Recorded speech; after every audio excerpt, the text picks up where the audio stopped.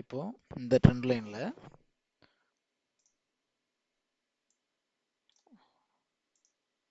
1 2 3 4 5வது ஓகேவா. 5வது லெவல் வந்து பார்த்தோம் அப்படின்னா பையர்ஸ் பிரேக் அவுட் பண்ணிட்டு செல்லர்ஸ் வந்து பார்த்தோம் அப்படின்னா ஸ்ட்ராங்காக மூவ் பண்ணியிருக்காங்க.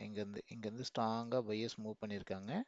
பையர்ஸ் மொமெண்டம் வந்து செல்லர்ஸ் வந்துட்டு ஸ்ட்ராங்காக பையர்ஸ் மூவ் பண்ணிட்டு ப்ரைஸ் திரும்ப வந்து ரீடெஸ்ட்மெண்ட் எடுத்துட்டு இங்கேருந்து ப்ரைஸ் வந்து பார்த்தோன்னா செல்லர்ஸ் இது வரைக்கும் வந்திருக்காங்க. இங்கேருந்து பையர்ஸ் வந்து பார்த்தோன்னா மேல் நோக்கி போயிருக்காங்க. ஓகேவா. இப்படி இருக்கிற சுச்சுவேஷனில் இது செல்லர்ஸ்னுடைய மூவ், இது பையர்ஸ்னுடைய மூவ். இந்த இடத்துல வந்து பார்த்தோன்னா இந்த கேண்டிலில் 2 ப்ரெஷருமே இருக்குது. ஸோ நம்ம நெக்ஸ்ட்டு வந்து பார்த்தோன்னா இருக்கிற லெவலை மார்க் பண்ணிக்கிறோம். அடுத்து ரெசிஸ்டன்ஸு, இது ரீட்ரேஸ்மெண்ட். இந்த ரீட்ரேஸ்மெண்ட் லெவலை பையர்ஸ் பிரேக் அவுட் பண்ணி கன்ஃபார்ம் பண்ணிடுறாங்க. இப்போ நம்ம டபுள் கன்ஃபர்மேஷன் பார்க்குறோம். செல்லர்ஸ் பிரேக் அவுட் பண்ண பிறகும் பையர்ஸ் வராங்களா, ஓகேவா. அடுத்து வந்து பார்த்தோன்னா இந்த லெவலில் பையர்ஸ் பிரேக் அவுட் கன்ஃபர்மேஷன் பண்ணிச்சு அப்படின்னா ப்ரைஸ் இந்த லெவல்லேருந்து ப்ரைஸ் வந்து பார்த்தோன்னா மேலே போகுன்றது தான் எக்ஸ்பெக்டேஷன். ஏன் அப்படின்னா ஒரு ட்ரெண்ட் லைன் பிரேக் அவுட் பண்ணியிருக்கு, அந்த ரீட்ரேஸ்மெண்ட் லெவல் வந்து வீக்காக இருக்கும். அதை பிரேக் அவுட் பண்ணி கன்ஃபார்ம் பண்ண பிறகு இது பையர்ஸ் லெவலுக்கான பாசிபிலிட்டி இருக்குன்னு சொல்லுது. இந்த பையிங் ப்ரெஷர் சொல்லுது. செல்லர்ஸ் பிரேக் பண்ண உடனே பையர்ஸ் உள்ள வராங்க.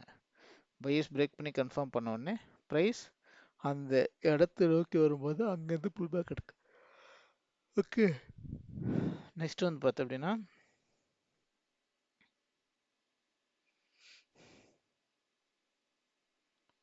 இதான் ட்ரெண்ட் லைனில் வந்து பார்த்தோன்னா இதுதான் இந்த இடத்துல வந்து ஹோல்ட் பண்ண ஆரம்பிக்கும். நெக்ஸ்ட்டு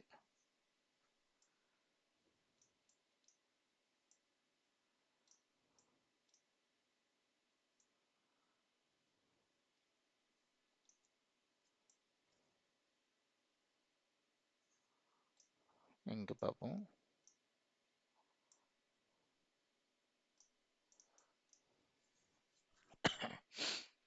ஒன்று 2 3 buyers are weak, sellers entry. ஓகேவா. இந்த பையர்ஸ் வந்து பார்த்தோன்னா வீக் ஆகிட்டாங்க.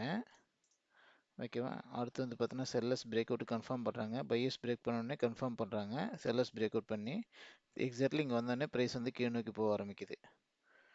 பையர்ஸ் வீக் ஆகிட்டாங்க. செல்லர்ஸ் பிரேக் பண்ண இடம் இந்த resistance weak, support, break out, retracement, அதாவது break out, fake break out. Price திரும்ப அந்த இடத்துக்கு வரும்போது பார்த்தோன்னா ஸ்ட்ராங்காக கீழே வருது. திரும்ப இங்கே பிரேக் பண்ணுது. இங்கே ஒரு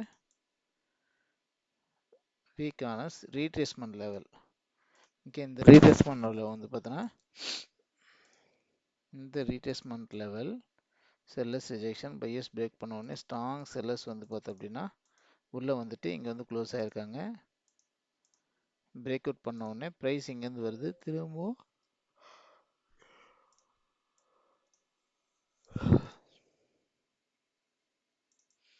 buyers momentum loss, seller center, sellers momentum breakout, fake breakout confirmation put trade. இது நம்ம ஃபிக்ஸ் பண்ண ட்ரேடு. ஓகேவா. நெக்ஸ்ட் வந்து பார்த்தோன்னா sellers rejection, breakout, again fake breakout, confirmation.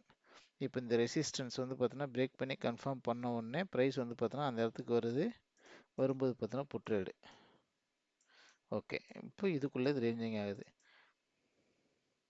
இப்போ பிரேக் அவுட் நடந்துச்சு. Retracement candle, retracement support level,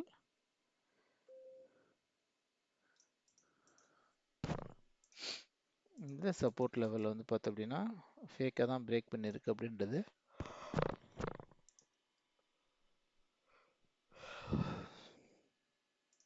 இந்த சப்போர்ட்டில் வந்து செல்லர்ஸ் எக்ஸ்பெக்ட் பண்ணுறோம். இப்போ இங்கே இந்த இடத்துல என்ன பண்ணோம், கன்ஃபார்ம் பண்ணணும். இது என்ன பண்ணிக்க அப்படின்னா இந்த சப்போர்ட் லெவலை வீக்கான சப்போர்ட் லெவல் தான் அப்படின்றத கன்ஃபார்ம் பண்ணுறதுக்கு பிரேக் பண்ணோடனே செல்லர்ஸ் வந்து பார்த்தோன்னா உள்ளே வந்துட்டு மூவ் பண்ணணும்.